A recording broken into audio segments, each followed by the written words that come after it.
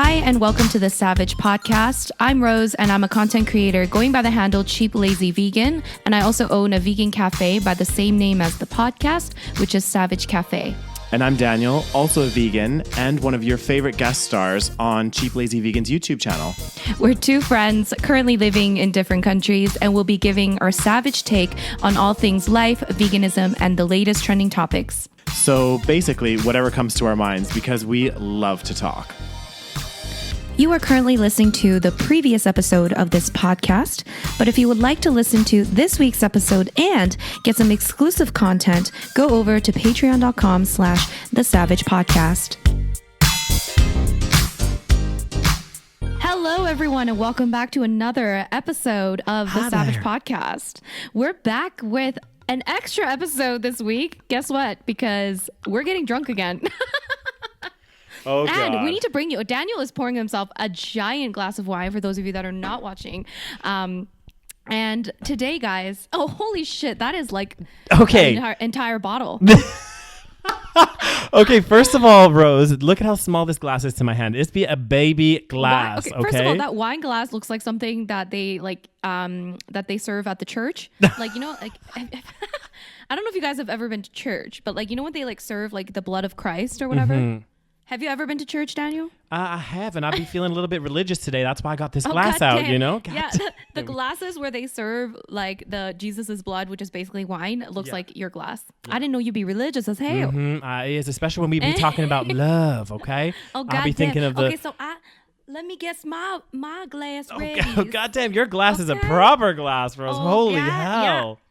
Oh, God dang. Okay, so guys, because we had so much fun last time recording our Netflix recommendations, we wanted to do an extra episode this week discussing the ever so amazingly cringeworthy show of 2020, which is what, Daniel? It is Love is Blind.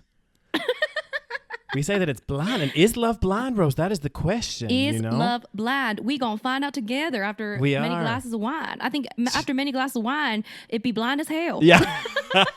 This is true. That's when you get your wine blindfold on, you know? God damn. All right. So let's do a little cheers. Cheers, Daniel. Whoa. Cheers. Guys, it's 3 p.m.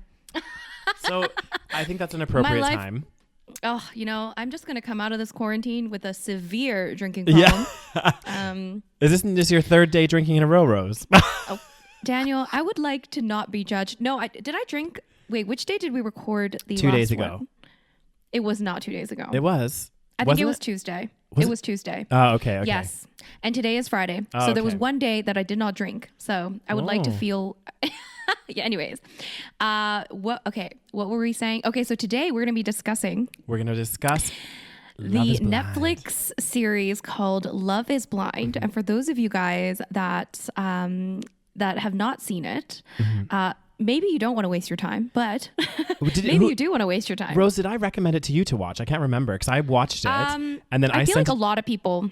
Okay, because I remember I watched it and I was like, oh my God, what is this? I did get hooked though, and then I sent it to our friend Christelle, and I remember and she watched it. Yeah, she watched it, and then I remember her texting me halfway, like she's through the series, and she's like, Daniel, what the hell did you get me into?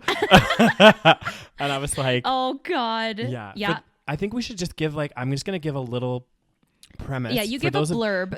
For those of you that haven't watched the show. So basically, the premise of the show is to kind of see if people can build a love connection and actually get married without knowing or seeing who the other person is. So the way this show works is it has kind of three stages and then a final stage. The first stage is in what they call the pods. So they have these kind of... Can't even... Yeah. Continue. I know. Sorry. They have these... Rose is so ready to just rip this show to shreds. I am going to rip the show to threads. I'm just going to warn you now. There will be swearing, okay? Yeah. And the reason why we're drinking... Sorry to cut you off, Daniel, but the reason why we're drinking is because the entire show is just a bunch of people getting wasted and trying to find the love of their lives. Continue, Daniel. Yeah.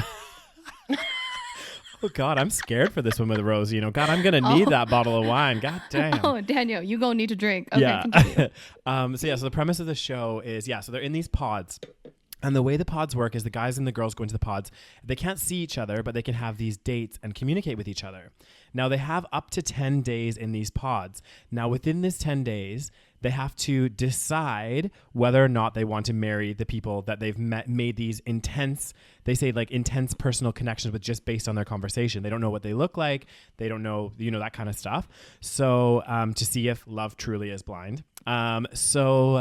It kind of starts that way. And then we end up following six couples that do get engaged. So by the way, guys, as well, there's going to be a lot of spoilers. So if you haven't seen it, you might want to watch it first before listening to the podcast. No, but even if you listen to this and then watch it, it's still going to be golden because I'm pretty sure before I watched it, I already kind of knew the spoilers and it was still just a train wreck. Continue. Yeah. And so then after that, so that's phase one. So then phase one, they get engaged and then they finally get to see each other. So they have this like big reveal when they run into each other's arms and they get to see this person that they've been having all these dates with. And then they whisk the couples away to Mexico where they say that they want to turn the emotional connection into a physical one. Oh my God, it's so stupid. So the couples are all talking about how they need to, bridge that gap of that emotional connection and really build it, see if they can take that to a physical connection with one another, right? And then after I love the way you're explaining this, Daniel. You're taking it very seriously. I'm just living for it. Continue. And then after this, so that was phase two. Then after phase two, when the emotional has become physical and they are now they're now bonded together in the holy matrimony. No, they're not. They're not though. They're not. No, they're not they're married only yet. engaged. Yeah, they're engaged. So they haven't bonded in holy matrimony just yet. True, that's later. And then they go back to their home cities. And they're all from Atlanta, and they all go back to Atlanta, and they meet each other's families and friends and all kinds of stuff. So anyway, so then they go back to I'm pretty sure it's Atlanta, but anyway. And they go back to the city, meet all the families, parents, everything else, and they organize in a month's time a wedding, right? So they're going to get married and everything else. And then they have the big wedding, and at the wedding, they can decide whether or not they want to marry the person that they were engaged to. And that's basically the premise of the show. Good job, Daniel. Yeah. You explained it very well, but another part. Jesus Christ, I'm already drunk, guys. Another part that is quite important is that when they're in Mexico, so at first they're just with like their significant other or whoever, their fucking fiance after like 3 days, but okay, we'll get to that. So they're in Mexico. And at first they're like together and like, making that physical connection. And then they like bring all of them together. So not just the couples, but now they get to meet all of the other couples. So the girls and the guys that dated, because they all like meet everyone in the pods, right? So they've already talked to like all the guys, all the girls have talked to all the guys, and all the guys have talked to all the girls. So they know each other, but then they meet each other all. Okay. So this causes more drama because now, some of the guys that maybe the girl was interested in, what do you call it? Like now they can see them in the flesh. And then now they're like, oh my God, like I really am attracted to Barnett. Oh God. I knew. Oh my God. You are going to rip Jessica a new one, aren't you? Oh, I'm going to rip everyone a new one because everyone was so fucking annoying. But let me just also tell you. Yeah. So can I start? Can I start my SaVeg? Oh God. We're just going to rip right into it, are we? Yeah, we're going to rip right into it. Okay. Yeah. Just like we started with the why, we ripped right into it. We did. Okay. So first of all, the number one problem I have with the show, the biggest problem I have with the show, and the reason why I didn't watch it actually for a long time, because I remember like I turned on Netflix one day. This was like before it became like such a big deal. Yeah. I turned on Netflix one day and I saw the trailer, because you know how sometimes you're scrolling and it shows you like a trailer automatically. So I saw the trailer and it was like Cameron, like one of the guys. He was like, I'm gonna marry someone and I've never seen her in my life. And I was like, what the fuck is this show? And then they start showing you the trailer, and then they're like, oh yes, we're gonna see if love is truly blind. And I look at all of the contestants and they are all attractive. Yeah. Like at least conventionally like attractive. 100%. They're all like have nice bodies. All the women are like very attractive. All the guys have nice body. Like it's so stupid. I want to see a show called Love is Blind with people that are not conventionally attractive. That would make it so much more interesting. Yeah, it's true, because it's interesting that they're saying, oh, love is blind, and we want you to have that emotional connection with someone and worry less about what they physically look like. But like all the people on there are physically attractive. So like, so you're completely, what do you call it? Like you're missing the point. Yeah. You can't have a show on like love being blind and only have attractive people, so that like, of course, when you see each other, you're going to be like, oh, like cool, like you're hot too, like fantastic. Exactly. It doesn't make like I want some ugly ass people there. Okay. Yeah. Why they wouldn't do that? Because they're not actually trying to do an experiment. They just want to get some ratings on the show, and 100%. These people just want to get some Instagram followers so they could have a career. Oh God, it's like Love Island all over again, but a kind of different variation of it. Exactly. And the whole, I know that it's a reality show, so like of course we shouldn't take it seriously, but we're gonna take it seriously this episode because I'm gonna rip it to shreds. Okay. So the whole episode, I'm sorry guys if I'm yelling into the mic, I do apologize. Okay, let me try to talk. Let me try to talk in Jessica's voice. Baby voice. Oh God, it's so cringy. Anyways, the thing is, they try to make it seem like it's such a crazy experiment. Like, oh my God, this is the first time we're doing it. Each other. Like I'm like, first of all, groundbreaking. Have you never heard of fucking arranged marriage, people? Seriously, it's not the first fucking time that you've put hot people together, made them fall in love in 2 days. Yeah. You know what I mean? And also, isn't there like another show too called like 90 Day Fiance or something? Isn't that kind of similar where it's like you get married really quickly with somebody, or I don't. Yeah. Here's the thing. It's not even just about love being blind. It's okay. It's like also about how they're going to get married. They decide who to marry in like 3 days. So I'm like, okay, so it's not about love being blind. It's about you like rushing into a fucking marriage. Exactly. And that's what this show is about. Also, I don't get in the initial phase. So we're talking about phase 1 here, while they're in the pods going on these blind dates where they can't physically see the person. Yeah. And like the thing is too, okay, I can't physically see the person. And a lot of these people, they did get engaged within, 3 to 5 days, let's say. Now, if you think about it, during those 3 to 5 days, they weren't just dating those people. They were dating a bunch of people. There was like 16 or 20 guys and 20 girls. Like there's a lot of people. So they were doing a lot of dates. So explain to me how in 5 days you made such an intense emotional connection with somebody that maybe you chatted to for like 4 hours. Right? You know what I mean? And it's so stupid. And all of them do talk in the show. They're like, oh my God, like throughout the entire plot arc of this show, they're always they always refer back to, we have such an intense emotional connection, like we built it in the pods together, and I'm like, you built it in the pods together, like how? Like I just people that, and then they always say this too in the show. They'll be like, people are just not, people that haven't been in the pods and experienced this will never magical understand. experience. They'll never understand what it's like to build that true emotional connection with somebody. Oh my God, it's so stupid. I think these people, and the crazy thing is, they are literally just getting drunk the entire time in the goddamn pods. I don't know how much wine they go through during that day, but I'm telling you that they are just drinking the whole time. Of course, you're going to build intense emotional connections when you are wasted out of your mind. Because I'm sorry, I could build an emotional connection with a fucking tree if I was that wasted. Like, imagine how long you were drinking for if you were like talking to so many people and then every single time they've got a fucking glass of wine in their hand. But I do think with the drinking thing, I think there's a few people that were a lot worse than others. Oh, because some people seemed like they weren't drunk that much. Like Lauren seemed like she wasn't hardly ever drinking. Right. But there was other people like Jessica that seemed like, I don't think there was a scene without her having a glass of wine in her hand.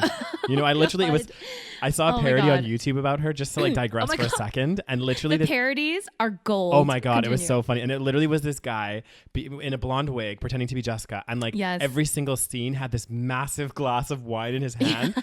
And then I remember watching some of the reruns, or I watched the reunion or something just recently. Yeah. And it goes to clip backs. And every time they show Jessica, she has this massive glass of wine in her hand. Oh God. Let's talk about Jessica for a second. Okay. So Jessica I almost felt bad for her by the end because I'm like, this must be so embarrassing. Like, I'm sorry, but you 100%. Are a giant mess. And I would not want my giant mess to be shown on television. Yeah. She did make the show entertaining though, I have to say. Oh, she made it so entertaining. Yeah. So Jessica was a 34-year-old woman who, by the way, was obsessed with telling everyone she was 34 about 50 times in every episode. She was so focused on age. And that we'll get to this part in a minute because that was a big premise of her relationship, if we want to call it that. Oh my God. Oh my God.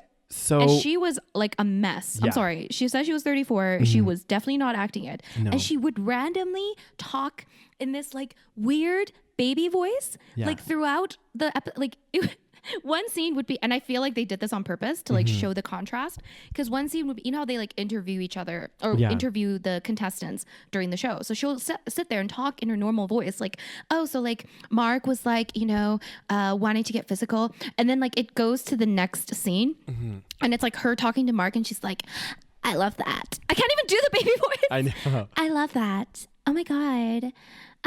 Okay, B. Like, what the fuck are you doing? You are 34 years old. Can you talk like a normal woman? It was weird. It was weird. I do in some ways feel for her, because like she was a hot mess. But also she was a hot mess. Like she just was. She was always drunk on the show. And but she was so funny. But also her behavior, like when she was drunk, because like don't get me wrong. I mean, if I went on a reality TV show, let's say I went on, I would probably be drinking a lot too, and my drunk ass would be on TV. But oh my God, I would not. I would be careful because I'm on television. Exactly. You know what I'm saying? I mean, and my behavior, I wouldn't act the way that she did, because I think some of the stuff that she did, I was just like, it was like really annoying. So. She was so annoying. Yeah. So basically Jessica's story. So Jessica's she was with Mark, or engaged to Mark, but originally in the pods, she fell for this guy named Barnett, who kind of proposed to her, but not really. And she took it as a real proposal. And then. Oh my God. No. I saw like a review. Let me just tell you what he actually said, because he didn't actually propose. Yeah. I kind of like skimmed like, I watched this in the background while I was doing other stuff, because like some of the stuff was like kind of boring and cringy, especially the first few episodes before any like drama starts. Anyways, so Barnett said something like, he was like, if tomorrow there were no other girls and no other guys, then I would propose to you. That's like something like what he said. Oh God.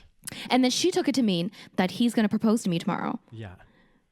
So basically all he was saying was, if there was no one else here, then I'll propose to you. Yeah.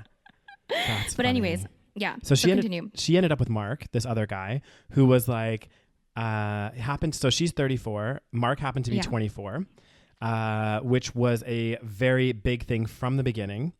And throughout the show, she always references age and was always like, oh my God, like this won't work because he's so young and I'm much older than him. The funny thing is though, I read in the comments, like, cause I was watching all these comments and stuff, cause she clearly in the show, even especially when she first saw Barnett in person, you could tell she wanted to be with Barnett. Like, even though she kept saying that, like to Amber, who was with Barnett, that she didn't, and she kept like, you know, reassuring and saying to Mark that Mark's the one that she wanted to be with. Like, clearly you could see that she just wanted to be with Barnett.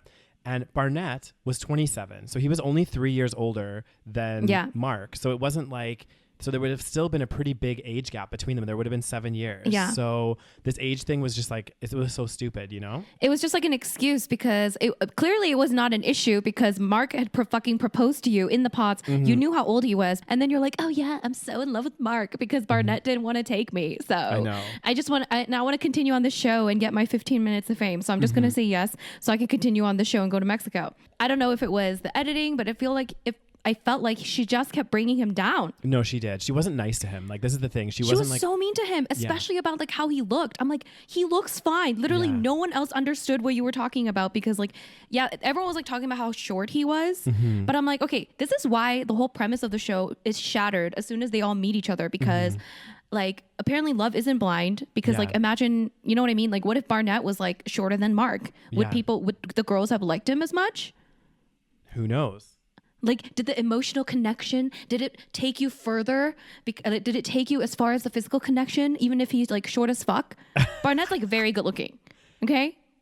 Yeah. So like he was annoying. I hated him. Oh God, he was so annoying. Yeah. Oh my God, he was such a dumbass. So like if I like literally, and this is the thing, if I was talking to someone like Barnett in the pods, like not, because if I saw someone like Barnett in a bar, yes, I'd be like, oh, that guy's pretty hot. Yeah.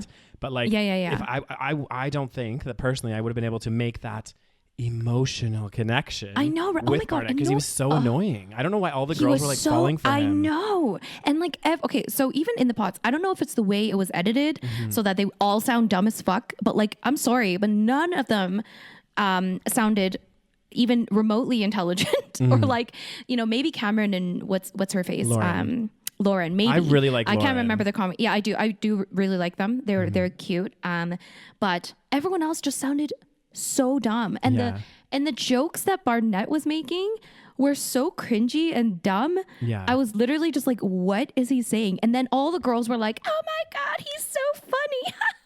I know. It's like you've never heard a joke in your life. I know. They're all like, oh, Barnett. And even Amber, oh my God. Oh my God. Amber was so annoying. Yeah. I think those two actually deserve each other because they're both annoying as hell. Oh, they're both like very, not deep. Like, how do, like, shallow. Like, not shallow. What's the word I'm looking for? Surface level. Oh my God. I was just about to say surface level. Surface level. Like, you know what I mean? Yeah. No, definitely. Yeah. Like I feel. Yeah. So back to the Jessica and Mark situation. Just for a minute. So we have the Jessica and Mark. She's really complaining about his age and everything. This is such a big deal throughout the entire show. Yes. Like literally, I think she talks about it more than she has a glass of wine in her hand. You know, like that's literally how much she talks about it. Oh my, yes. Every 2 seconds. Yeah. And then also Barnett. Barnett is like, I would totally have gone for Barnett, but like, Mark, he wanted me even though he's like 24 and I'm 34. And like, and then Mark, the poor guy, the entire time he's like, I don't care about the age thing. I know, literally. And he kept having to say it to her. And then she was like surprised because she would like meet her friends and they were like, oh, age thing, it wasn't a big deal. And then she was like, oh my God, I was like so surprised. Like everyone's like not worried about the age thing, but I think it's a big deal. Yeah, literally like no one else but her cared. And I'm like, okay, no, but if you actually did care, you wouldn't have said yes in the pods. Like, well, exactly. You knew how old he was. This is the Anyways, thing. Continue. Why she was making a mountain out of a molehill. Like literally, if it was such a big deal to her, like she shouldn't have agreed. And then I also feel really bad for Mark because you can see throughout the entire series as well, like she just wasn't into him, and she tried to make something that wasn't there, and he was trying so hard, and like he came up with some really cute like date ideas and stuff to like rebuild that emotional connection that they had in the pods. Oh my God.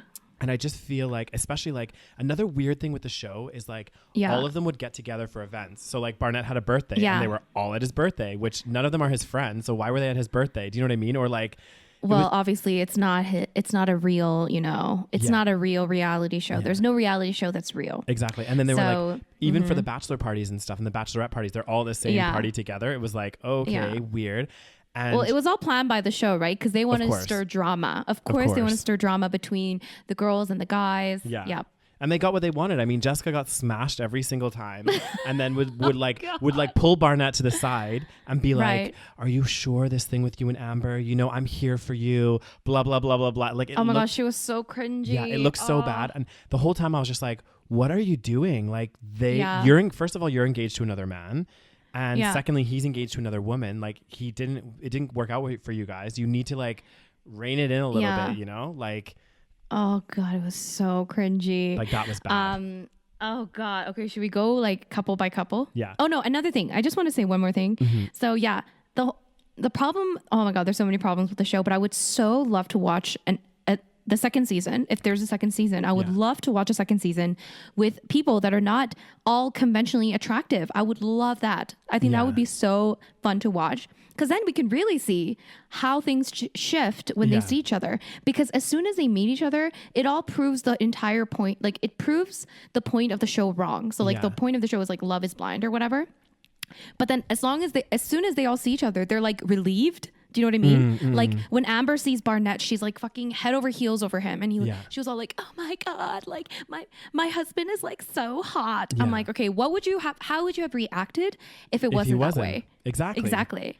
So like it shouldn't have been, because they were all like, I do believe that what's important is like what's inside. But like they all get so relieved when they see each other. I'm just like, But this is it, right? Again, going back to the whole premise and the they call it the social experiment of the, just to find out if love is blind. And you're right, like it's not a social experiment because everyone on there is freaking attractive. Like me personally, like let's say if it was gay dating, I mean, I probably would have been happy with any of those guys. Do you know what I mean? Yeah, like, they're all like decent. Like, exactly. Yeah, they're not all like my type per se. Exactly. But they're all decent looking. Like they're not, if we had an emotional connection, then I wouldn't mind any of them. Exactly. So that kind of just defeats the whole purpose of the show right there. But Oh my God, the show though, the way it's like laid out too, it goes so fast that you're like, what the fuck happened? At first they have like so many people that they don't even introduce. Yeah. So there's like all of these like random guys and random girls, and then you like never see them again after the first episode. Yeah. Because I guess like they don't meet their match. Yeah. And then there was like one random guy that like was on the show, and he was like,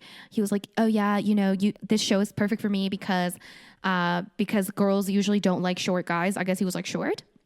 And then you like never see him again, and you're just like, okay, well, they like threw him in there just so that they look like they're actually trying to do an experiment. Like, we threw in a short guy. Yeah, you know? there's some other people there. There's some like less conventionally attractive. Apparently, there was two other couples that got engaged, including including the couples that they followed. But I guess the show hadn't predicted that so many people would have got engaged, so they only followed like the 6 couples. They cut them out. Yeah, and the other 2 couples apparently they never ended up getting married. Oh my God! And they just didn't show them? No, I don't think so. They just did their own thing. But I don't think that they must have been boring. Yeah, or I don't know why, but like they just decided to follow the couples that they did. And can I ask, you know, like Kelly and Kenny, that couple, like, was it just me? Maybe I missed them. Was it just me, or were they not even shown? Like, was their engagement even shown on television? I can't remember. Because I swear they just came out of nowhere in Mexico. Like I was like, who are these people?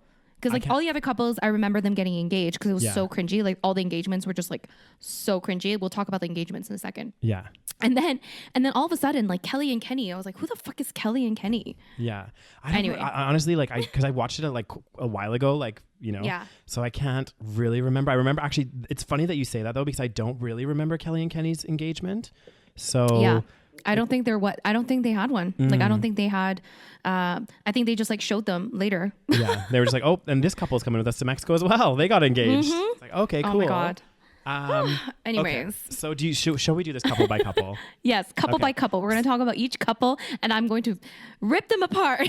Oh God. Okay. So we already talked about Jessica and Mark. So that's situation, Jessica, AKA mess-ica. Oh God. Then we have, what about Diamond and Carlton?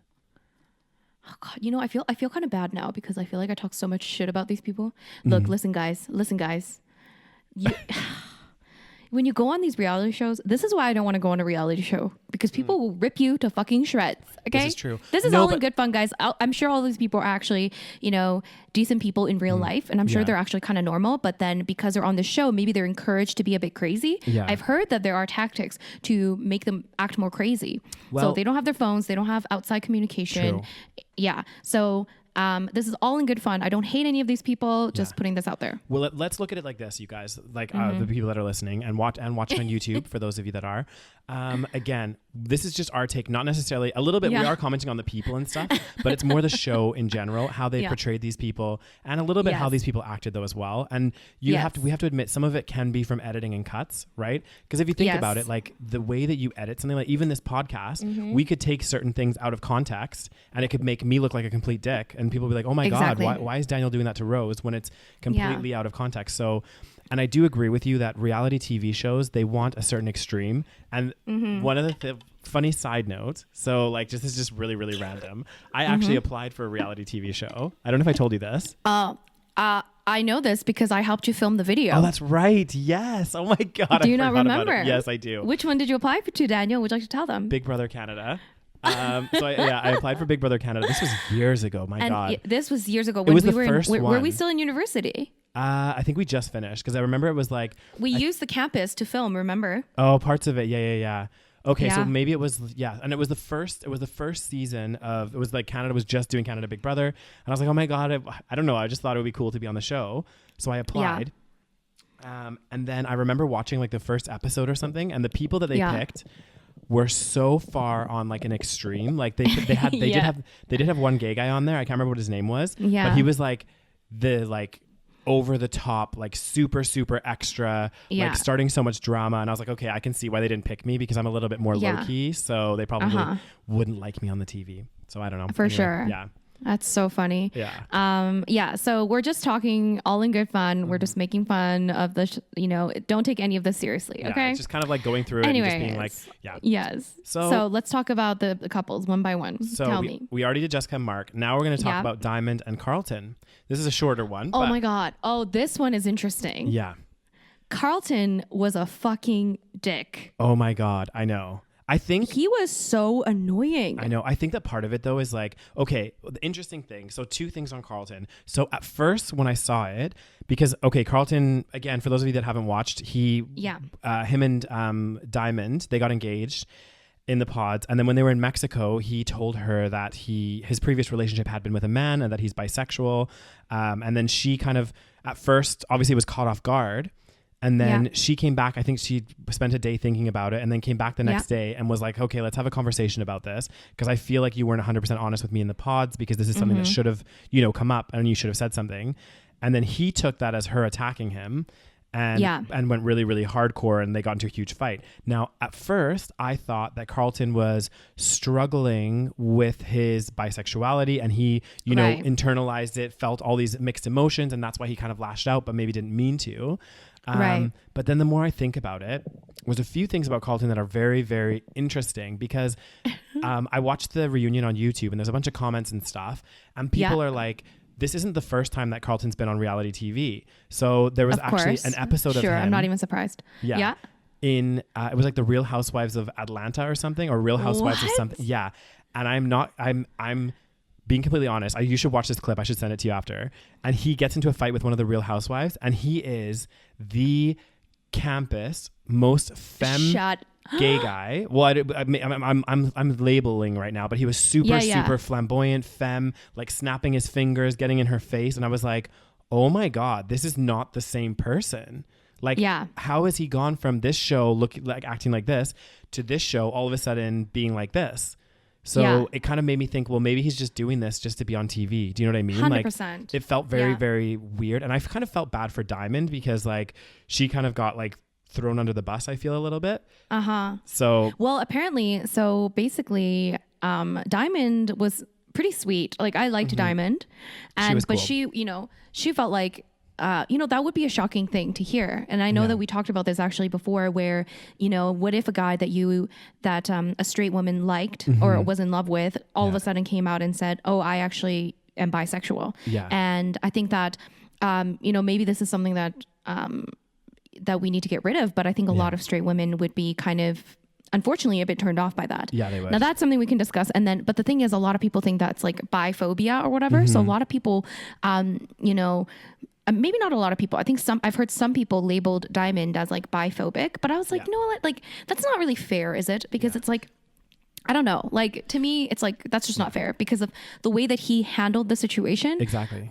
Was not okay. No, and also though, if you look at the way, if I remember correctly, the way that she handled it as well, the way that she brought it up is at first she was caught off guard, which I think, like you said, rightly so. It's like when you find out something about anyone. Do you know what I mean? If it's a big thing, it would catch you off guard. You know what I mean? Like, so it caught her off guard. She had a night to think about it, which is something that I often do. If something big happens, I'm like, okay, I need a little bit of time to think about this and process it.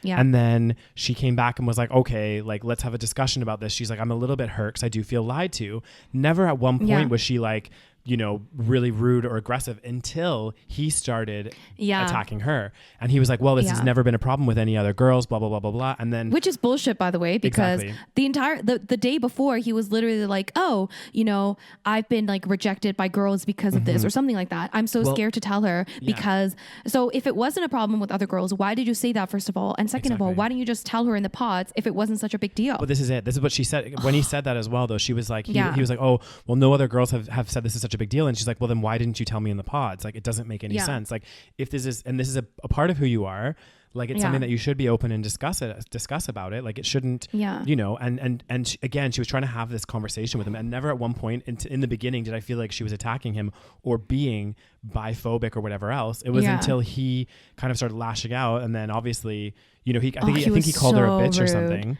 Oh my, he was so rude. So then she was like, okay. I mean, it was probably all for the camera. Let's be honest. Yeah. Actually, I don't know. I don't know about these reality shows enough, like in terms of what goes on behind the scenes. But I did see some comments saying that like Carlton is actually like fully gay. Yeah. So by what you've told me, now I feel like he is gay and he just wanted to be on the show. Could be. Yeah. I'll send you his this YouTube video. Send it to me. Yeah. But he never seemed. I'm sorry, but like I never liked him even from the beginning. I was like, there's something wrong with this guy. Yeah. He's a bit like I don't know. It felt almost like he was acting a little bit. I don't know. It was very strange. Which he was, clearly. But I mean, on a side note, this is just kind of like well, not my own personal thing. But I know of, I'm not going to go into names or anything again because it's like a private thing, but I know of people, a gay couple that was together for a while. And actually they split up because the partner decided that they wanted to date women. So it does happen. Oh shit. Yeah. Oh, of course it happens. I'm sure. But I just think I've heard of gay guys that I guess are not gay and they're bi. I don't know. Yeah. The sexuality is a confusing thing. And again, another podcast episode on that coming your way. All right. Well, so that couple, they split up in Mexico because Carlton told her that he was bisexual, and then they had a big fight. And then Carlton turned out to be a little bitch. Yep. And he was very rude. And I think Diamond handled it as well as most women would have been. You know what I mean? Especially if a man turns around and calls you a bitch, like you're not going to handle that very well. You know what I mean? Like I think anyone would lash out. Okay. Which couple should we talk about next? Ooh. What's on your? I don't know. Who do we want to rip apart next? Well, we're not going to rip these people apart because I love this couple. Well, we can still, you know what I mean? Oh, okay. You like Cameron and what's her face? Lauren. Yes, they were cute. Can we talk about Cameron's rapping? Like, fuck. Oh my God. I didn't see that. It was so cringy. I don't remember him. He rapped to her mom, didn't he? Yes. Yeah. It was so bad. But you know, like I really liked Cameron. I thought he was the best guy.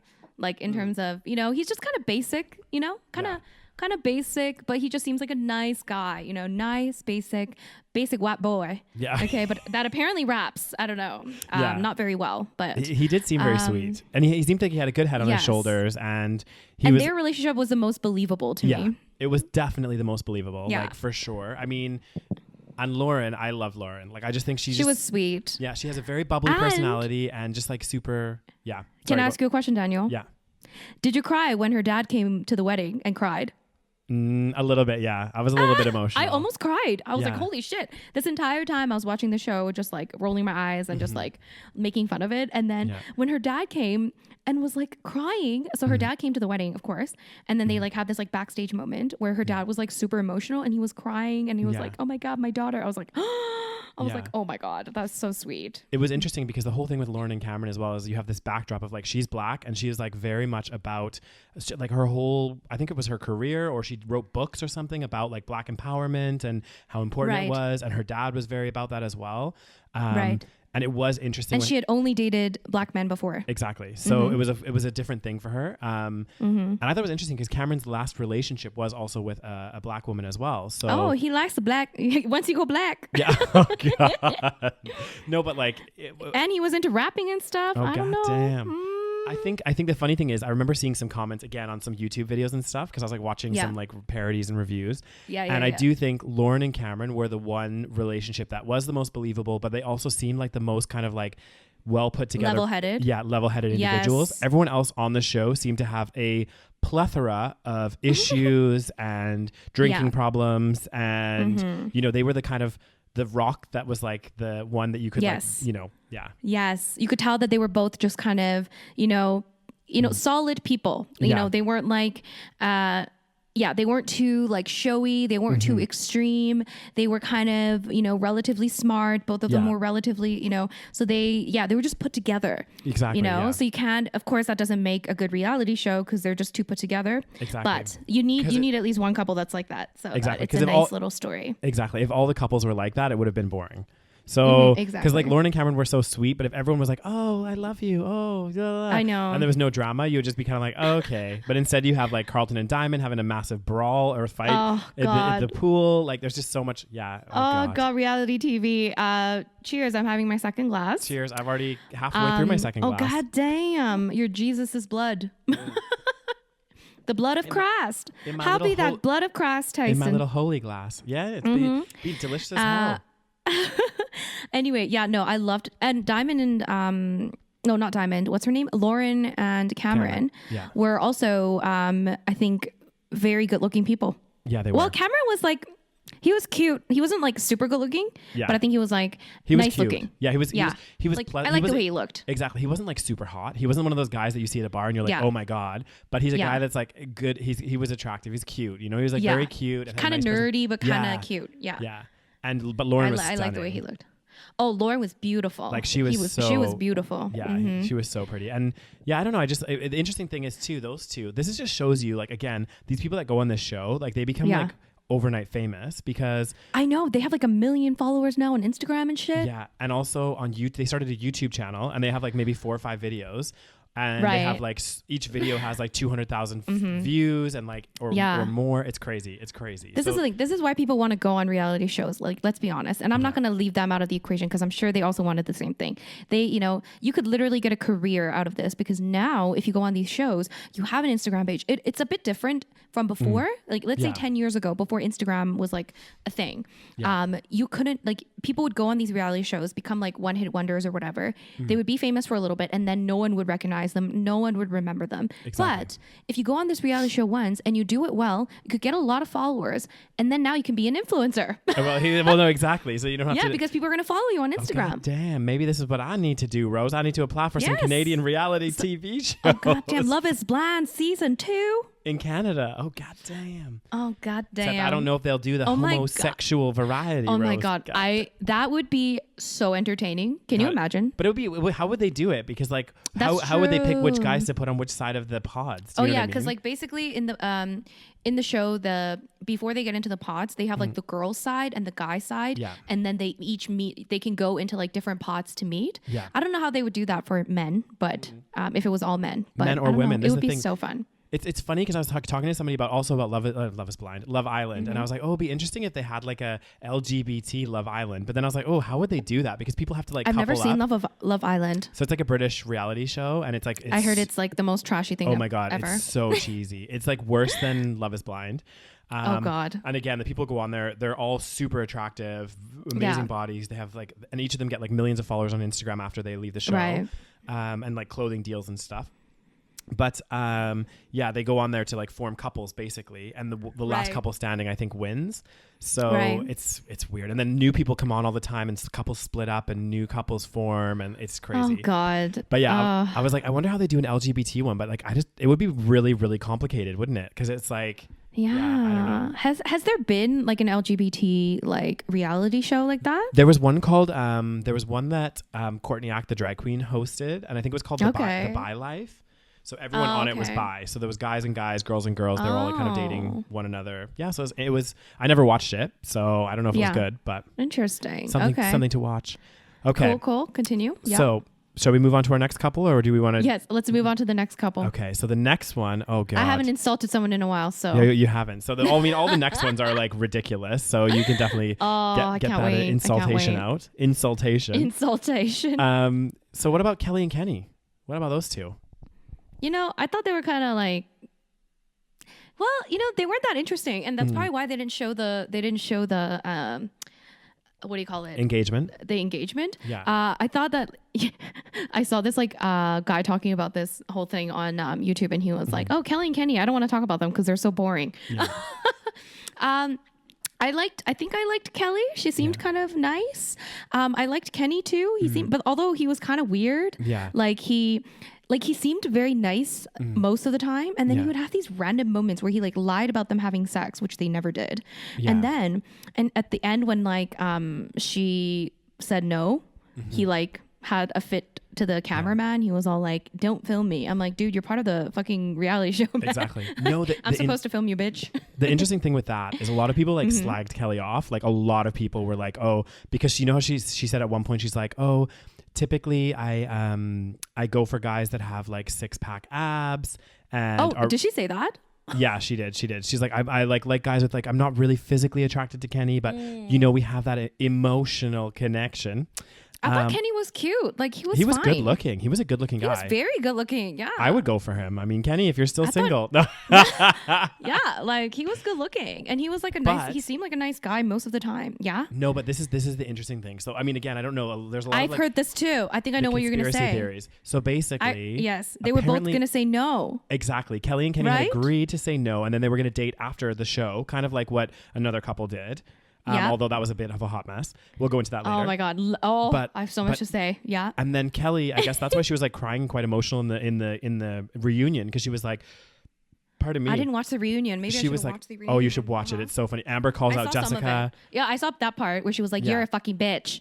Yeah, basically. Yeah. But no, Kelly was like, oh, I thought that we were gonna date after, and like, you know, we had to both agree that we would say no. So it kind of puts a different light on Kenny, where it's like, was he just playing that up for the cameras? You know, because he came across as such a sweet guy. And then there was this whole, not conspiracy theory, but a lot of people said that the show overall made the guys look better than the girls. I saw that too. Yeah. Did you see that video on YouTube? Is that what you saw? Yeah, or I think it was like on YouTube. It was a YouTube. Like the black girl? Yes, yeah. Oh, yes. I watched that video and I thought, oh, that's interesting. Yeah, so this girl on YouTube did like a review on the show. Yeah. And she did like an analysis where, like in her opinion, she thought that the way that the show was like portrayed and the way that the characters were portrayed was to make all the women look, you know, annoying and crazy and whatever, whereas like making all the guys look good. I thought that was interesting. Well, and if you look at all the guys, other than Carlton, but even with Carlton, there's a lot of sympathy for him. There was a lot of like, even in the reunion. That's only because he was bisexual, I feel like. So it's like people don't feel like they can insult someone that's in the LGBT community sometimes. Do you know what I mean? True. I feel like there's that kind of like, stigma. Oh, like, yeah, if you insult them, then you're like biphobic or homophobic, but that's not true. Like someone could be bisexual and like a dick at the same time. No, exactly. Same with any straight person. Exactly. Well, the same with gay guys as well. Like, you can be a gay guy that's an absolute dick. Exactly. And you know what? You know, like, it's not being homophobic that you don't like him. It's that he's an annoying person. Just because you're gay doesn't mean that you are exempt from criticism of your behavior. Exactly. Anyways. But if you look at all the guys, so we have Carlton, which, you know, kind of have the extra sympathy. Cameron and Lauren are a separate case because they were like the love child couple. Yeah. Then there was Kenny, who, you know, was edited to look like this great guy for the most part. Whereas, you know, if they did have this agreement, who knows? Kelly said that they did, but like about them both saying no and him playing it up on the camera that, you know, he was like emotional about it or whatever. And then Damien and Giannina. Yeah. I mean, Damien looked like a normal person. Gianna looked like crazy most of the time. But like, how do we know? Like, what did the lady say about them? Like, what's wrong with Damien? No, I think she just said that the edits made him look better than. But how do we know? Like, how do we know what the edits did? True. You know, do we know all the behind the scenes? We have no idea. But what was my point about? Well, I didn't think that Kelly looked bad. You know, you're allowed to say no to, like, the whole point is that they all make you go to the altar. So like that's the thing. It's not like you can be like, no, I'm not gonna go to the altar. So like they make you all go to the altar. Once you get engaged, you have to go to that altar. Exactly. So like one of them's gonna say no or yes, depending on like what they feel. So I didn't think that Kelly looked bad. I thought, you know, she probably just went with like what she, you know, wanted to do. Yeah. And how do we know that that they did agree we on don't. saying the no? thing. It's but she said that they did in the reunion. And then what did he say? He didn't say anything. Oh, then it must be true if she said that. Yeah, so she did say that. She said that they had both agreed to say no, and that also that they were going to date after the show. But then he said, oh, and then he said yes, and she said no, and then he ghosted her, right? Yeah. That's what I heard. Yeah. Something like this. Oh, so he's a bit of a dick, isn't he? Yeah. And now he's got a new girlfriend, and Kelly was crying on the show. I mean, on the reunion. Was she crying? Oh my God, I need to watch the reunion. Yeah, you do. It was quite emotional. I watched Rose. some of it, but I thought it was a bit cringy, so I couldn't watch it. Oh, God. No, but Kelly, I mean, you might be right that they did maybe edit out certain things to make, you know, the girls look worse. I'm not sure. Yeah. And maybe, you know, I don't know. Let's continue. Let's go on to Damien and Giannina, or whatever her name is. Giannina, or G, as he called her, little G. Did he call her G? God. I think he did. Let me just say that I thought Giannina was gorgeous. She was stunning. She was like my favorite in terms of like looks, I think, because she was just kind of like not typical. Like she wasn't like, I don't know. She just had like a very like gorgeous look. I was like, damn, like you are hot. Well, even but the guy, you're also fucking crazy, bitch. I know. Oh my God, she was crazy. Even the guys, like all the guys when they finally got to see her because they had all gone for dates and stuff with her. A couple of the guys, I can't remember who said it, but they were like, "Holy Kenny. shit!" Like, Kenny said it. Yeah, he was like, "She's like a fucking model." She was hot. Yeah, I was like, "Damn, like she's hot." Yeah. But she was also like just emotionally just. Oh, I don't even. And also, I'm trying to think of their fights. Yeah. Also, did you feel like, and I don't know if it was just me, but I felt like of all the couples, like little G, I felt like she was always, it almost felt like whenever they'd have a fight or something, it was like she was having a monologue to the camera. Like it wasn't like she was fighting with him. It was like the way she talked, she'd be like, she was acting. So, you know, when I said that was the best sex of my life, you remember when you said it was the best sex of your life? Mm-hmm. What did I say? You know what I said? And I was like, are you talking to him or are you talking to the camera or like? Well, she's talking to the camera because the camera's right there. So let's be honest. Yeah, true. But oh my God, I remembered. So they were one of the cringiest couples because their proposal was the most cringy thing I've ever watched. I don't even know what he said. So Damien, whatever his name is. Yeah, it's Damien. He like shows up and he's like all dressed up and like and he like has like a bow on his fucking like wrist. Mm-hmm. And then he was like, open up this box. It's empty. Like, what did he even say? He was like, open up this box. It's empty because right now, what did he say? He was like, you are now the most important thing in my life, even though I've only talked to you for like 2 days and I barely know anything about you. He's like, you're the most important thing of my entire life based on the very shallow conversations we had and actual no real life experience living together or being with each other. Yeah. Anyways. And then he was like, now I have a bow on my right hand because I now don't give you just, what did he say? He's like, I now don't give you just a part of me, but I give you all of me. And I'm like, what? If anyone proposed to me like that, I'd be like, okay, bye, bitch. What are you saying? Rose. Like, are you fucking, I'm sorry, but like, what are you fucking saying? Are you delusional or are you crazy? Which one is it? He might have been, he was playing it up for the camera for sure. But I don't know. He was like crying and like, he was very weirdly poetic in certain ways. I was like, what the, like, and then. What about her response? And, oh my God, that was even cringier. And I love how she was like, okay, so cringy. I hate when people are just like, how do I say this without sounding like a dick? It's like she was trying to be progressive. Trying to be different. So basically what happened. Yes, she's trying to be different. Yeah. So basically he like proposed and then she was like, she took like this giant pause. Okay. And there was like a big suspense moment. And then Janina is like, oh, now she was like, well, you know, I like to see us as equals. And I don't believe in gender roles or something like that. Mm-hmm. And then he's like, so I want to ask you, Damien, will you marry me? And I just wanted to crawl like out of my own skin because I was cringing so hard.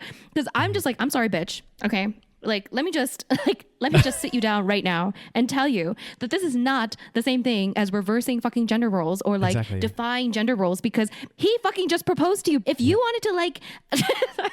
And this is the thing. In that instance, because he's already proposed, you already know he's going to say yes. Exactly. So if you actually wanted to revert. There is no, Exactly. Oh God, Rose is having a meltdown right now. I'm sorry, but like if you actually wanted to be different and not, succumb to gender roles, you would have fucking proposed to him first before finding out that he was actually going to fucking propose to you. Exactly. So first he proposes to you first, and then all of a sudden you're like, oh, actually, will you marry me? It's not the same thing, bitch. No, it's definitely not. Because actually, the funny thing is, he has to do all of the work. I know, it's crazy. It's like. It's like getting the answer to a rhetorical question. It would be like if you were like, "Hey Daniel, do you want to go for a bottle of wine at this restaurant?" No, Rose, I don't believe in gender stereotypes. Let me ask you, do you want to go for a bottle of wine at that restaurant? You'd be like, "That's what I just said." I'm sorry. I'm sorry. You're not risking anything. That's the thing. He was like going in there so nervous, like, oh my God, like what if she says no? Like what if she doesn't like me? Blah blah blah. Yeah. And then like she waits for him to do all of the fucking legwork, and then you fucking is like, oh, now that I know for sure that he wants to marry me, I'm gonna be like, oh, actually, I'm really like progressive, so I'm just gonna like ask you instead, even though I have already just confirmed that you are going to ask me. So basically, I have literally zero risk in this fucking game. Oh my God, crazy. I'm so annoyed. But it's like seriously. It's like it's just again, just asking. It's like these fake. This is what I mean by like fake progressive people. Where it's like if you want to actually act like you're being like, and I'm not even like saying that you have to be progressive or like defy gender roles or whatever. But like, bitch, if you actually want to act like you're being progressive, then actually be progressive. Okay. But this is it. Yeah. I mean, there's nothing wrong with wanting to be progressive, and I think that's a good thing. Mm-hmm. But it's like actions do speak louder than words, and it's like what happened was so stupid. But because like I have it was so cringy. One one of my old coworkers in London, she actually did propose to her boyfriend, you know? So that, I mean, yes, it does and happen. she didn't wait until he was like, oh, will you marry me? And then was she like, oh, actually, will you marry me? No, she didn't do that. She proposed to him. So she put it on the, you know what I mean? And that's a proper, like, being progressive and, you know, doing, you know, and I think that's great. So cringy. But no, it was so bad. And then like the rest of the show, it's just like I always felt like whenever she talked to the camera, it was such a show. And then she would always like start these like arguments with Damien of like you wouldn't understand what she was asking him. Like he would just say something and then he was like, for example, he like said something on the boat when they were on the boat and he was like, oh, I'm not looking forward to going back or something. And she was like, oh, really? Why? He was like, oh, I'm just not ready to go back to, you know, real life and everything. But why? I don't understand why you just said that. Explain it to me. You need to go into more detail and more depth. I don't understand. You were so open in the pods. I need to know all your problems. I need to know all your problems. You seem to be so closed off. And it's like, and you might be right that like maybe things happened before that behind the scenes that we didn't see where Damien was acting like a dick. So maybe it came out like that. Exactly. So we have no idea how it's edited. Again, but then in that way, thing. Exactly. So it's hard to judge based on what you see, but that's all we can judge on. But like, that seemed just so out of the blue. And she was like, oh, why are you saying that, you know, that you want, you know, it's so nice to like escape from reality. And I'm like, bitch, do you not go to vacation to like, you know, escape? Like that's the whole point of vacation, that you get out of your reality. It doesn't necessarily have to mean that like, you know, it's such a big fucking deal. And again, this is the thing. It's like, and then they're all like, oh my God, we know each other so well after like 3 days in the pod. This is what I'm saying. You don't know each other at all. When you're sitting in a nice enclosed space with nothing else to worry about but talking to each other, of course you're going to have a grand old time with a glass of wine. It's like the whole, oh God. It's like the whole, premise. I know we're coming across very negative, but like we're just kind of thrashing the show. But like we're just having a great time trashing the show, okay, guys? Exactly.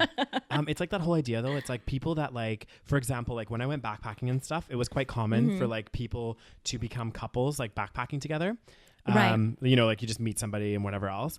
And it's quite interesting because I think there's this certain romanticism where if you're traveling for all this time for like 6 months, you are not in reality. You know what I mean? You don't have your day to day. And of course, it's going to seem like a fairy tale relationship because you don't really have anything to stress about. So it's like you're just traveling, having a good time, doing these amazing things.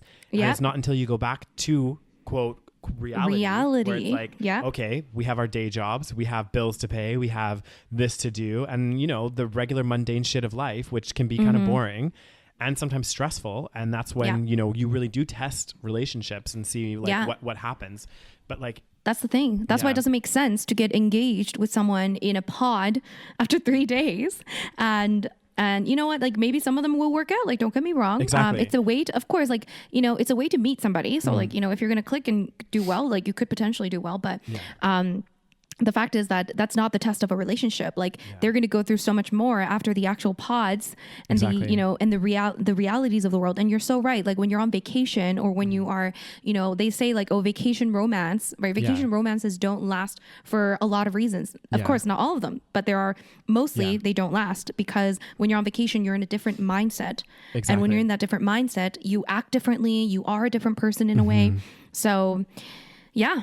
And I think, goddamn. I think again, it's like with relationships in general, and maybe like we're coming at it at a more kind of like realistic perspective, and less kind of romanticistic kind of way. Romantic kind of way. Because I'm sorry, but like these people are like late 20s, early 30s. Like it's time to be realistic about your romantic relationship. But this is Don't it, get me. I was gonna say when I was younger, I used to like believe in these like, you know, these Disney fairy tales, all this kind of stuff that's like in movies and everything else. Yeah. But I mean and don't get me wrong, I don't want to come across too negative in this particular podcast about this particular issue because I do think there's a lot of great couples out there that met love at first sight, whatever, you know, good for you. Yeah. You know, congratulations, you know. But like for 99% of the population, that's not the case. And I think we've seen in our lifetime so many people split up for a number of reasons. And they say that especially the number one reason for couples to actually split up is finances, debt, all of that kind of stuff, because it really puts an extra strain and stress in a relationship. And I think I talked about this on another podcast about this show called Till Death Do Us Part, which is about couples struggling. And apparently it's the number one reason for divorce. So I think until you start facing realities of as a couple, like living together, having, you know, financial obligations, that's when you really test a relationship and you see, okay, can this person be with me forever? And maybe I'm coming across way too like, you know, you're not coming across as negative though. Yeah, it's that's very just my realistic way of thinking now. Yeah. But and that's also, I feel like it's even more romantic when you can kind of go through those things, and it's a really test of a relationship. And 100%. When you go through hardships together, then you become a stronger, you know, couple, and you become a stronger kind of, you know, otherwise you just break apart. Exactly. And it's very easy when you're in Mexico and, you know, being fed and, you know, given wine and, you know, everything's fantastic and perfect. You don't have your family and friends to judge. You don't have your career to think about. You don't have, you know, all of these other things they have to worry about. And you don't even know each other outside of that situation. Exactly. So it's interesting. And that actually brings us to our last couple, because speaking of financial... No. That's not our last couple, is it? It sure is. Do we have more Do we not have more couples? Nope. We've talked about everyone. Goddamn. This is our last one, Rose. Speaking of financial issues, we're going to go to the last couple. Yeah. Which is it, Daniel? Which it's Barnett and Amber. And the reason why it links in so perfectly is Amber on the show, if you've watched it, at one point decides to reveal to Barnett her financial situation, which after they've already been engaged and almost about to be married. Yeah. So basically she said to him that she was unemployed. She had, what was it, 20 or 30,000 in college debt for a degree that she did not complete, or whatever. And she just basically been in and out of jobs because what did she say? She's like, I work to live. I don't live to work. Live to work or something. Yeah, and I was just kind of like, bitch, like you better be making some money because you're obviously trying to rely on your future husband. Exactly. A lot of people were commenting that she was like a gold digger, looking for somebody to like financially support her, because she'd just been like, it's from the sounds of it, she'd been very like in and out of random jobs, has lots of debt that she just doesn't feel responsible for, doesn't really take care of. And she seems like, from the way they portrayed her on the show, is one of those people that just doesn't really care. She's just kind of like, oh, whatever. Yeah, like, a bit of an airhead. Yeah, I don't care. I have like 50,000 in debt. Like whatever, it is what it is. I'm not paying it back because I'm not working right now. I know. I was just like, what is... I actually, like, she was probably my least favorite on the show. Yeah, really? I just found her really unwatchable. I almost liked Jessica more. Oh my God. That is saying something.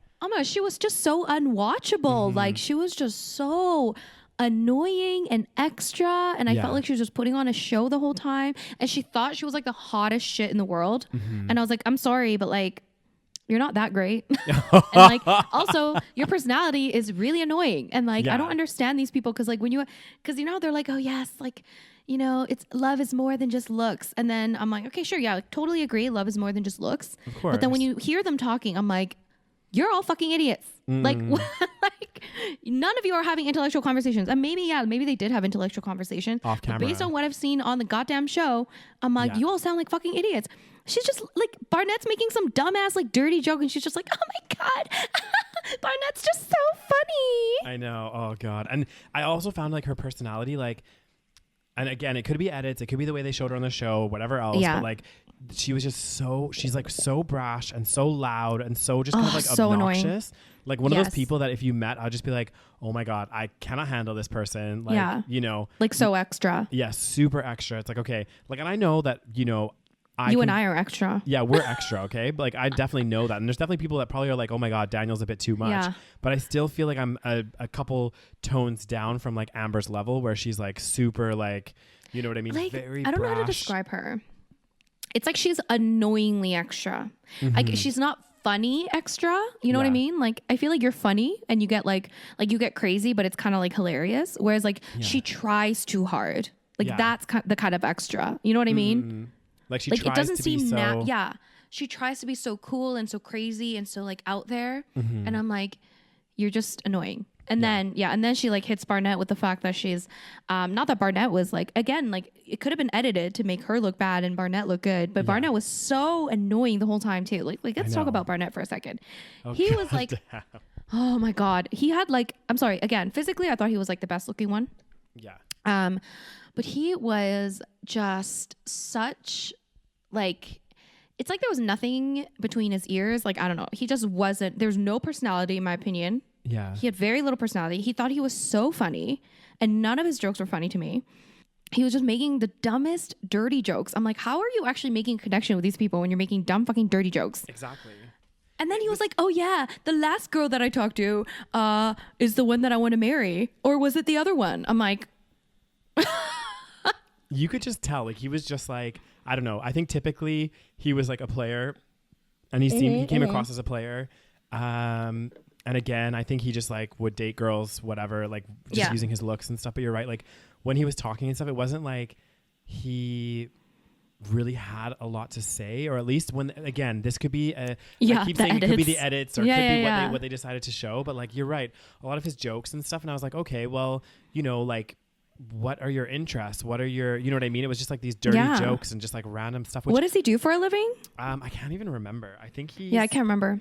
I don't know. But I just was like, you know, I thought there would be a bit more to him. Personality. But he just seemed like one of those, like, I don't know, just like that's why they're a good match though, because they're both kind of like a bit airheads, you know what I mean? Like a little bit airheaded. Well, and it's funny because I think he did say at one point in the show that Amber was like the female version of him. I think. There you go. They're perfect. I think he commented that, and I'm pretty sure. And I'm like, oh well, then they're perfect for each other. Like, even and they're still married, so maybe it did work.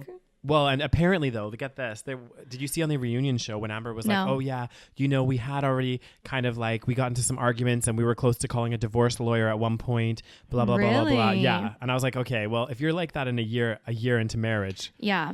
That's probably not a good sign. Yeah. When was this show filmed? So apparently... So the reunion came out just recently, but the show was filmed like a year ago. So when they had the reunion, the couples that were still together had been together and married for like a year and a bit. For a year, right. Yeah. So now, I think right now, the couples have been married for like a year and a half if they're still together. Right. Yeah. So right. Like Interesting. Lauren and Cameron would have been together for like over a year. Yeah, we'll see how long these last. Yeah. It will be like to headline news, you know, God damn, these people. I mean, it's basically like they were just living, like, again, we take the whole marriage thing too seriously. Like, I'm not saying, how do I say this? It's like, yeah, technically they're married on paper, but they're just a couple living together, right? So they could get divorced anytime. You know, it's just a piece of paper that says, you know, that they're married, but we could just look at it in the same way that it's just a couple living together. Mm-hmm. Well, it depends how you look on it. Like, right? Like, I mean, yeah. I guess nowadays it's so easy to like get a divorce, right? So, I mean, I say easy, obviously there's a lot more to it, but at the end of the day, it's more easy. It's more common. It's not like back in the olden days where it was like, you know, it was so frowned upon. Exactly. Like in our grandparents' generation, like if they get divorced, it's like, whoa, that's a big, you know, a big thing. It's a big deal. Yeah. So. Is that our last couple? I swear to God, I had more to say.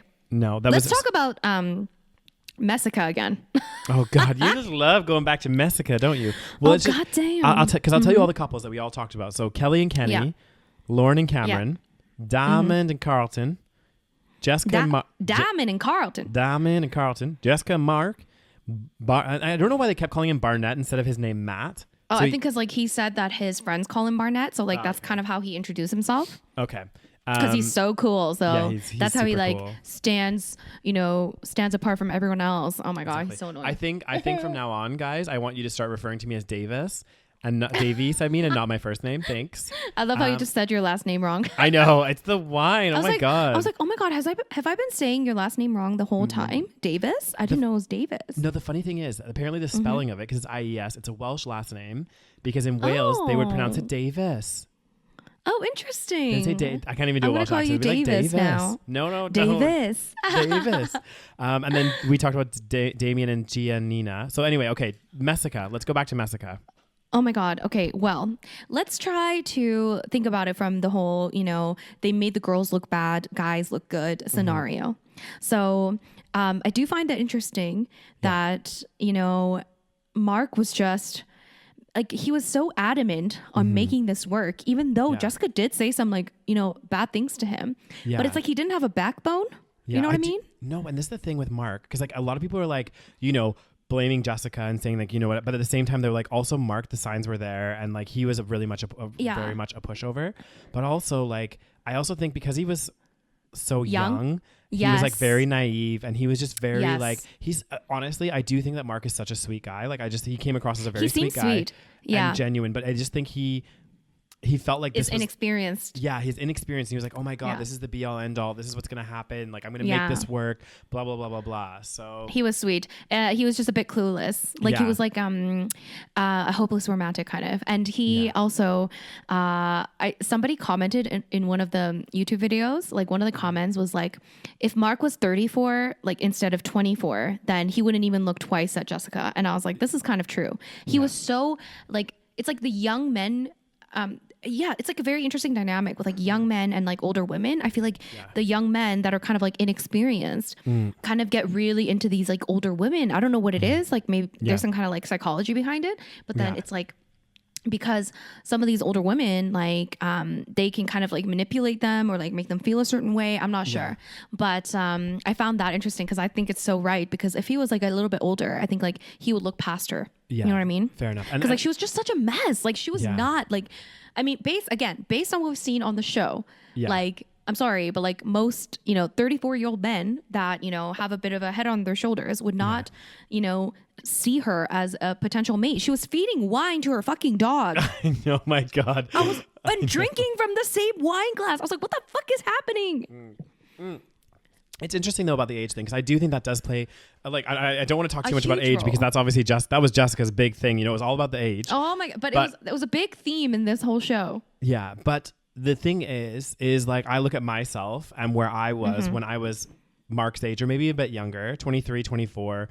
Like I was like a little puppy dog. You know what I mean? Like I was a hopeless romantic. Like if someone made a romantic gesture, I was like, oh my God, I'm so in love. This person's the best person ever. Whereas like now. Maybe I've become a cynical old bitch, but like, you get life experience and you meet lots of interesting people in life and you start to realize what you want and what you don't. And you're right. Like even me being 31, if I was straight, I probably wouldn't want to date somebody like Jessica because, she was a bit of a mess and she was all over the place and she wasn't very, caring. She wasn't like, she didn't seem genuine. So like I could see, but my younger self might have, because I would have been like, I'm like a little puppy dog. I want to love everyone, Yeah. So he was kind of clueless, but also like she was very, she was so wishy-washy. Like, I get that she would, and again, she did try to tell him a few times that like, oh, maybe she wasn't into him, but also she was never fully like straightforwardly being like, yeah, I'm not really into this. She was just kind of, it's like she just wanted to continue the show. So she would say stuff like, oh yeah, like Mark is really sweet. And like today we just laughed so much. Yeah. And then the next day she'd be like, I want to see him in, I want to be attracted to him, but I just can't physically go there. Yeah. And I'm just like, oh my God, like make up your mind, women. I know. I think, this is the thing. This is why a lot of the comments were about her leading him on, because again, she was like very much like so back and forth. Like she would be like, and you could see why Mark would stay, because she would give him a little bit that he needed. A little bit of hope. Yeah, she'd give him a little bit of hope. She'd be like, oh my God, you're right, babe. We have like this amazing connection. And like, I really want to get there, but it's just, I'm really struggling to match that emotional with that physical. You know what I mean? Like, because I'm trying to connect the person that I met in the pods with the person that's sitting in front of me. You know what I mean? As in like, I'm not physically attracted to you. So I'm trying really hard to be physically attracted to you. Yeah. But at the same time, to be fair, once again, this is the problem with trying to get married to someone after a fucking month of knowing them. It's like sometimes it takes more than a month to develop a relationship. Exactly. Newsflash, usually it takes me more than a month to even like, like it takes you more than a month to realize that you are even attracted to somebody or that you like somebody, because it takes time to spend together before you form an actual bond. There's no forming up a real bond after 3 days, even though 100%. You might think you formed a bond, but the amount of bonding that you need to do after that is huge. So like, I don't necessarily blame Jessica also because she was such a mess. So I don't think she knew what she was doing, but like, I think she was going through some stuff, Rose, to be honest. And she even admitted in the reunion. Oh my gosh, she's such a mess, man. Yeah, what was she going through? I don't know. She didn't say exactly what she was going through, but she said like in the reunion when Amber turned around, because Amber got really mad because she saw the footage though of Jessica like basically throwing herself at Barnett at any chance that she had. When they would have like birthdays and everything else. So Amber was like, and then Jessica would hit on Barnett and be like, if anything happens, let me know, blah, blah, blah. Then she'd go back to Amber and be like, oh my God, I love you guys. You guys are the best couple ever, blah, blah, blah. And so Amber was like, basically turn around and like, you're a shady bitch. Yeah. She's like, you're what the world doesn't need right now is women to go behind other women's back to try to take their man when you were engaged to somebody else. Right. And to Jessica's credit, she kept her cool. Apologize. She kept her calm. She apologized on the reunion. So I think her composure and everything. I was feeling a bit more respectable. Oh my god, this one, god damn. I felt like she kind of redeemed herself, not fully, but in some ways, because she was very professional in the reunion and said, you know what, guys. Looking back at the footage, I'm really, really embarrassed. I mean, you know, I do kind of feel bad for her. Yeah, she said to Barnett and to Amber and to Mark later on, she's like, you know, I want to apologize. You know, obviously I was drinking too much on the show, as you can see. I was dealing with some stuff. And apparently after the show ended, she moved back to Chicago or something to back with her family for a bit because she had some stuff to like, you know, like emotional trauma, or something, I don't know. So oh god, I think she went through a lot, and I do think that was very big of her, and like, you know, props to her for being able to come back. And same for Carlton and Diamond, because like, as much as I don't like Carlton, he still came to the show and he kind of apologized to Diamond for his outburst. Diamond was so nice. Yeah, like, Diamond's I'm sorry. so, like I so saw sweet. I saw her in like a very small portion of like an interview, and they were like together. Yeah, Carlton and Diamond were together, and like I just felt like Diamond was just so sweet compared to like how he treated her and that stuff. And like I'm sure they had a talk or whatever, but like Carlton, I don't know. Carlton just annoys me. I think, but honestly though, I'm gonna send you the video later, like after we finish this podcast. And if you are on YouTube, you can search it. It's like Carlton Real Housewives or something. Oh my God. And honestly, if you see this video, you're like, these are different people. Like they are different people. Did you also hear that Jessica and Kelly knew each other before? Like they were like friends for years? Yeah, I heard this as well. See, this is why I don't believe anything in a reality show, guys. So none of these people are actually like, they're all probably like maybe regular people in real life, and they're all just acting. We just don't know. No, so like exactly. whatever shit I'm going to say happens. about these people, I'm just discussing their character in the show. Basically their character that they acted as or portrayed. Not betrayed. How much did you drink, Daniel? God damn. Abby getting, oh my God. How much did you drink? Show me. Daniel's almost done his wine. There's about a glass left. I think you should just finish it. I know. Make this a 2-hour episode.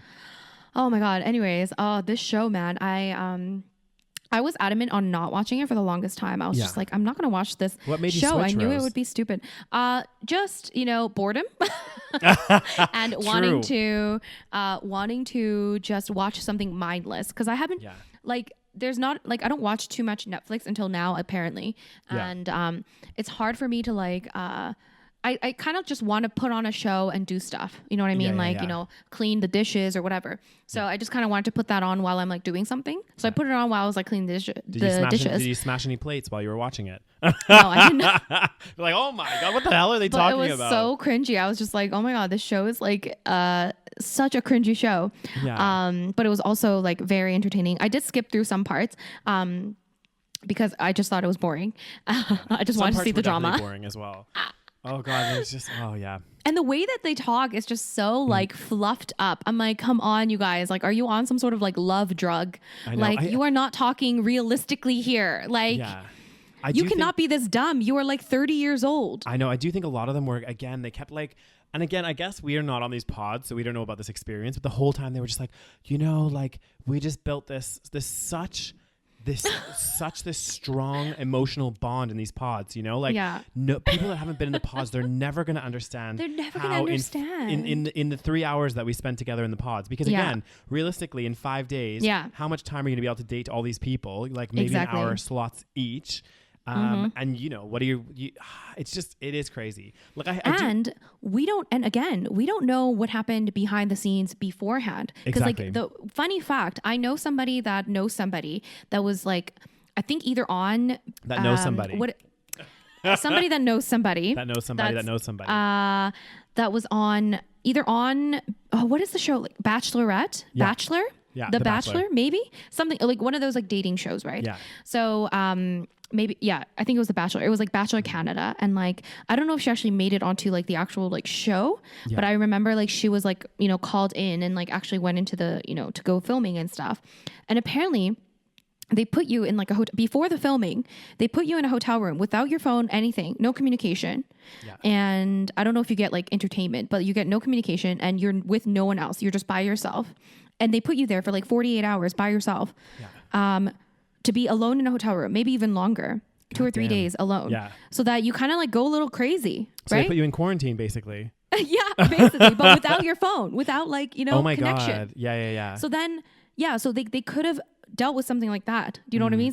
So they might be a little bit delusional. Like they're like, oh my God. So like before they put you in the pods, we don't know how many days they were without their phone. We don't know where they were put. Maybe they were put in a hotel room by themselves for like 3 days and they're like hungry for human connection. Okay. So then they finally get some human connection, throw in a bottle of wine, and guess what happens? You build a lifelong, commitment. A lifelong connection. I mean, you do hear, like, I do once in a while hear of those, like, you remember that movie, He's Just Not That Into You, the exceptions to the rule and all that kind of stuff. Oh, of course. There's exceptions to every rule. Exactly. And you do hear of those like couples that like met and it's like this magical moment and everything else. And like they met once and they knew it was love and whatever, got married and it was super successful. Right. But like, I do feel like that doesn't happen as often. Like, you know what I mean? Don't get me wrong. Yeah, totally. Like, and don't get me wrong. Like there are, of course, like when you talk to somebody, there is, a difference between somebody that you can easily talk to. There's like a bit of a connection there versus somebody that, you can't really have a conversation with. So there is a big distinction and I totally understand that. And like, but at the same time, like how many first dates have I been on when I was drinking and thought that we had a very strong connection. And then the next date we weren't drinking and I was like, oh, actually it was maybe the wine. Yeah, true. This is it. It's so true. Do you know what I mean? The wine makes a big difference. Oh, God damn, it totally does. Like, especially after a few bottles, Yeah, I remember like dating in London and like, first dates were always great because we would all like, drink a lot. And then like I would go on second dates with some guys and like, some of them were still good. Like, don't get me wrong, like, they're still good. But it's not as like, there's like a little bit of a, awkwardness sometimes. It helps, like liquid courage. Oh, God, it does. It does. One of the best dates I had, I actually went to. This is so bad. Oh, God. What did you do? This is when I was like crazy in London, Well, not crazy. What did you do? I basically, a bunch of my work colleagues were like going out for a few drinks after work. And then I had a date lined up for around like 8, I think it was like 8 o'clock or 9 o'clock to meet this guy to go for more drinks. So basically I went with my coworkers, had a few drinks. I wasn't like super drunk, but I basically showed up at this date already like feeling a bit of a buzz. It's always a great date when you show up buzzed. It was a pretty good date, to be honest. We had some more drinks. Did you have a great connection, Daniel? Oh, oh my God, I felt like I was in the pods, I just felt like, we almost got married. Did you have a second date? We almost got married. We were so close. And I was like, oh God, like this is getting serious. I've known you for 2 hours. No, but seriously, oh God, the show is just so hilariously stupid. And like the way that they talk, like that, oh my God. And then like Nick Lachey and like, what's her name? Is it Vanessa? Yeah. Or I don't know. I can't remember her name. Oh God, I'm going to Google this right now. I love how they're just like, oh my God, is love truly blind? I'm like, this show has nothing to do with love being blind. It has everything to do with rushing into a marriage with someone you barely know. Vanessa based on Milano. very few. Okay, so she is Vanessa. Sorry. Yeah. So like, they just like the whole time they just pretend like it's all about love being blind. I'm like, bitch, they already met each other after 3 days. They've already decided like. They have like a month after the fact that they've already met each other and they know what each other looks like. Exactly. It would be Love is Blind if they never actually got to meet each other and then had to get Until married the wedding. in the altar. Yeah. Until Do you know what literally, I mean? yeah, they literally, this is what they should have done is they should have stayed in the pods the entire series. So whittled it down to the 6 couples or whatever. Or blindfolded them, made them blind, Exactly. And then they cannot see each other until their wedding day. Then we find out if love's truly blind. Exactly. I'm sorry, but that's how arranged marriages isn't that how like a lot of them work? Or maybe back in the day? I'm not sure. I don't know. Maybe. I've never been in an arranged marriage yet. So well, I think a lot of like it does work like that sometimes. Okay. Yeah, true. So it's I'm sorry, but you can't call an experiment Love is Blind when they still can see each other for like a month. And then they can decide later. And because they all are like, oh, I don't know if I'm physically attracted to them. So clearly love is like not blind. Exactly. If all of them are like, oh, actually, I'm like physically either attracted or not attracted to this person. I don't know. It's such a tough one because I do feel like, and again, this could be me because like I'm a little bit shallow. I'm not going to lie. But like, again, I'm not like so shallow. Like if sometimes I'll meet somebody that I'm not attracted to initially and I get an attraction when I get to know them a bit. Yeah. But there has to be some like level of kind of attraction. Do you know what I mean? If that makes sense. Yeah. Like there has to be something that really pulls me or gravitates me towards somebody. Right. And this is why I want in this show to have extremes on both levels. So I want really hot people, but like also like really conventionally unattractive people. Okay. To say it in a politically correct way. Yeah. PC. Okay. Yes. Even though I'm never PC apparently. Anyways, no, you're definitely not. So I want people of all spectrums. Okay. I want people that are bald. Okay. I want women with no hair. I want women with, you know what I mean? Like I want the full spectrum. Goddamn, Rose. Because you should be a producer. What? You should be making the show. God damn. I think that would actually make it so fun to watch. You know, I would love to see a couple stem from that. You know, that would be something to celebrate. To prove if love is truly blind. Yes, because I'm sorry, like as much as I love Cameron and Lauren they're both very attractive people, like compared to the average population. Exactly. So it's like, if we put in like, you know, maybe like a really hot guy and like, you know, a very not so conventionally attractive girl and they like fall in love, like that would be something to celebrate. Do you know what I'm saying? Like none of this is actually, this is why I can't take the show seriously, but I would love to see the second season with like, you know, because I think one of the biggest complaints is what we're complaining about right now is the fact that they only put conventionally attractive people in there. Because then again, it fundamentally flaws.